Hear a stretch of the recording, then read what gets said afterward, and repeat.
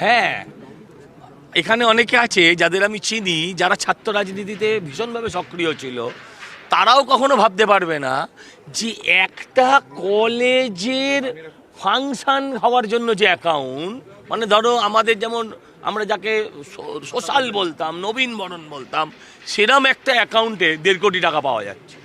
আমি নিশ্চিত কলেজের অ্যাকাউন্টে সে টাকা নেই, কলেজের অ্যাকাউন্টে সে টাকা নেই। শিক্ষাটাকে আমরা মাঝে মাঝে প্রাইভেট জায়গায় এলে পণ্য বলি, তো ওরাও পণ্য করেছে, ওরাও শিক্ষাটাকে বেচছে। তৃণমূল সরকারি শিক্ষাটাকে কালোবাজারে বেচছিল, এনারা তো বেসরকারি শিক্ষাকে বেচছেন, ট্রেড লাইসেন্স করে বেচছেন। ওরা তৃণমূলের হকার লাইসেন্স নিয়ে শিক্ষাটাকে বেচছিল।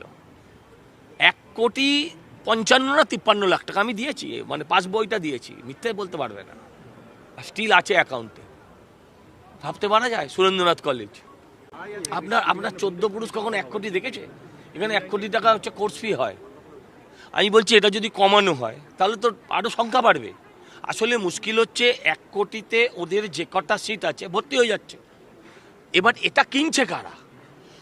গভর্নমেন্টকে এদিকে দেখতে হবে যে শুধু হাই প্রোফাইল লোকেরা কিনবে না, যারা ফাইন্যান্সিয়ালি ব্যাকওয়ার্ড ক্লাস, হ্যাঁ, ওই কি ইডাব্লিউএস যেটা বলে না, কি বলে, ইকোনমিক্যাল ব্যাকওয়ার্ড ক্লাস, হ্যাঁ, তো তাদেরকে এইসব সুযোগ দিতে হবে, তাদের সুযোগ দেওয়া উচিত।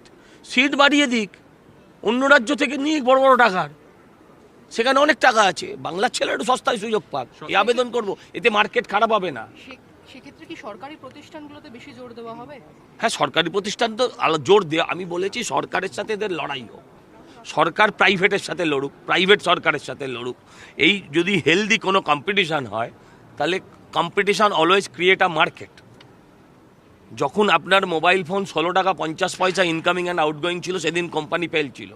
যখন আপনার মোবাইল ফোন বিনা পয়সায় আপনি ব্যবহার করতে পারছেন, তখন কোম্পানি মিলিয়ন বিলিয়নে প্রফিট করছে। অতএব কম্পিটিশান ক্রিয়েট হলে, মার্কেট বড় হলে, সংখ্যা বাড়লে স্বাভাবিকভাবে আপনার